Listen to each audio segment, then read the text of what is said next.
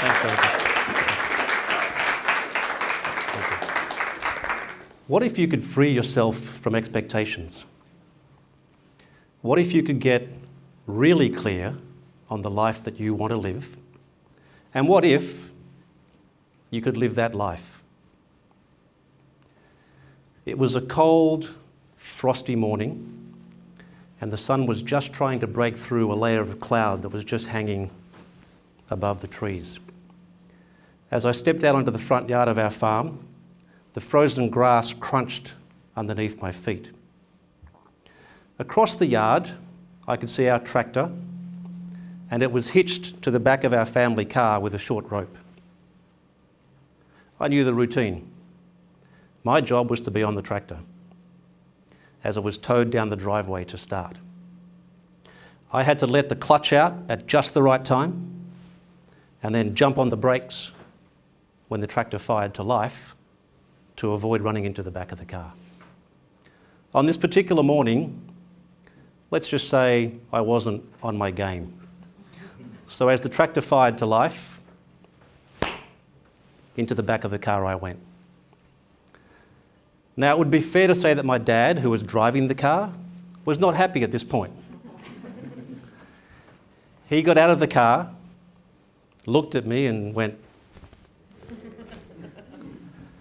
which just proves you don't have to say anything to be able to swear in Italian. What are you doing? Be more careful. And he was right to have those expectations of me, because at that point I'd been driving for 2 years already. Except that, at that time, I was 7 years old.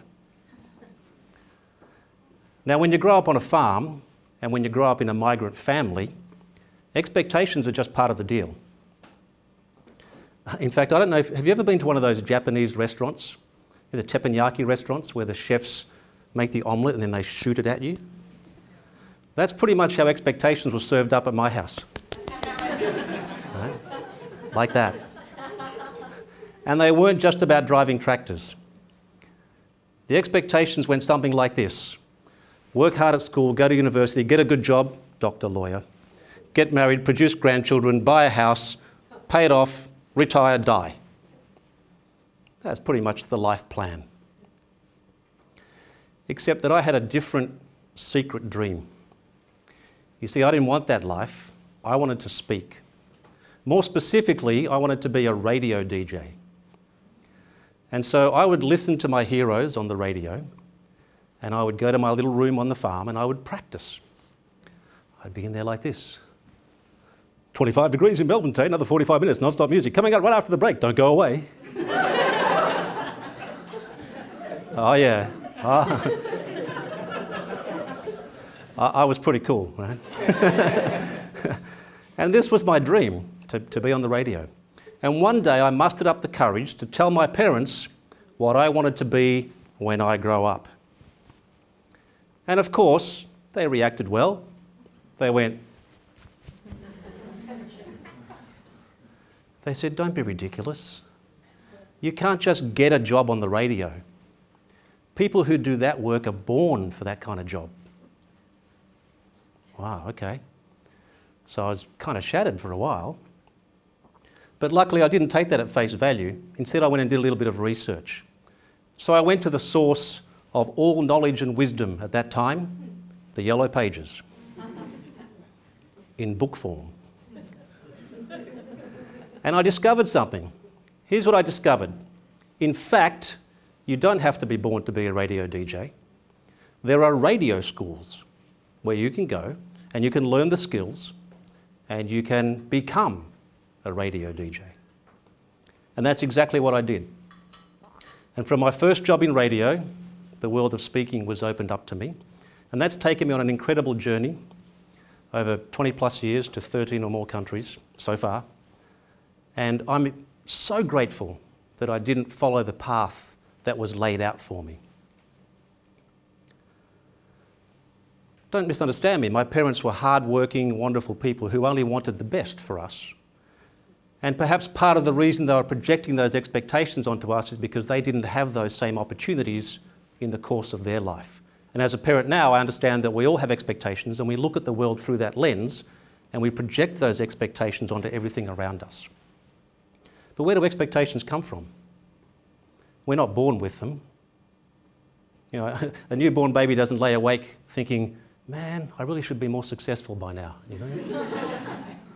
Right? In simple terms, they come from three areas. They come from the people close to us, they come from people we see in the world and observe, and they come from our own experience. The scientists tell us that for the first 7 years or so of our lives, we are effectively unconscious. The brain's like a big sponge and it just soaks up everything around us. And so if you grow up in a home that is loving and supportive, you come to expect that. If you grow up in a home where money is tight, you learn that money is difficult to get and perhaps that wealth is impossible. If you grow up in a home where opportunities are scarce, you learn that it's hard to get ahead. And these beliefs become part of our programming. They become part of the operating system for our brain. And we carry those with us all the way through life, and we form our expectations around these beliefs. The second place we get our expectations from is the world around us. And sometimes the people we see actually help us move towards our own goals. There was a time when running a mile in under 4 minutes was considered impossible. In fact, the experts said if you even tried, it was likely to kill you. In 1954, Roger Bannister proved them wrong. He ran 1 mile in 3 minutes, 59.4 seconds, and broke a record that had been standing for 9 years. Now, when he did that, he didn't just break the record. He actually reset the expectations of the world in terms of what was possible for running a mile. Interestingly, Bannister's record was broken just a few weeks later, by an Aussie, in fact, by the name of John Landy. And since then, a whole host of runners have shaved almost 17 seconds off that best time.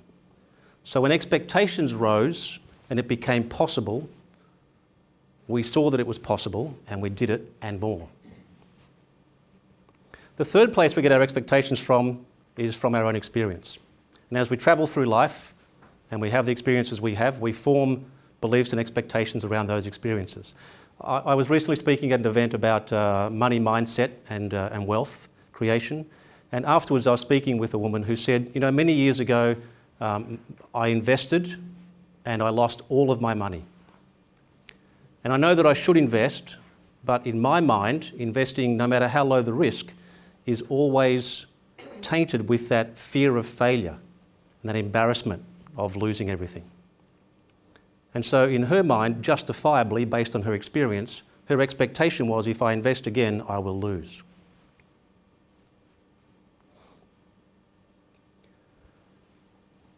How do we deal with this?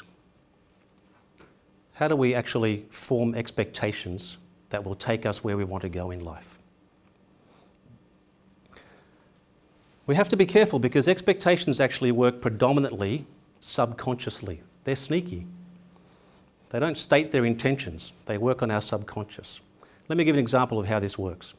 Many years ago, there was a study by a scientist by the name of Rosenthal who went into a school and did IQ tests on all of the children in each of the classes. He then gave the teacher of each class a list of those children that, based on their IQ test, were most likely to succeed, were most likely to be academically strong during that year. Now here's the twist. The list of the smart kids that the teachers got were chosen completely at random. Had nothing to do with the IQ tests, had nothing to do with how smart they were. Just a random bunch of kids that the teachers thought were the smart kids. When they looked again later in the year, that group of children had performed the best academically in the class. How does that happen? Why? Well, it turns out that based on the teacher's expectation of that child being smart, that they would subconsciously change their behaviours towards that child. they would give them more attention. They would smile more. They'd ask them better questions. They'd give them more detailed explanations. And as a result, that child performed well as expected. So expectations are not just passive. They actually help us to form the outcomes that we're looking for. But how do you start to understand which expectations are working for you and which ones are not? We all have expectations, but rarely do we lay them out and examine each one and say, is this working for me or is this working against me? I believe this process starts with asking ourselves a very, very simple but important question. And the question is this: what do I want to be known for? If we're clear on that question, if we know what we want to be known for, if we know what contribution we want to make, if we know how we want to make our mark on the world, it becomes easier then to take all of the expectations that we carry with us through life, lay them on the kitchen table, and decide which of those are serving and which of those are not. And some of them, we'll have to slide them off the edge of the table and just let them fall to the floor and not take them on the journey. And perhaps as we're on that journey, we may have to form some new expectations and some new beliefs that will actually help us get there. We have a short time to make our mark on the world. So I'll leave you with this. Before they tie your toe tag on and put you in a box, your light to shine nevermore, there's one important question your life's magic it unlocks. What do you want to be known for? Thank you.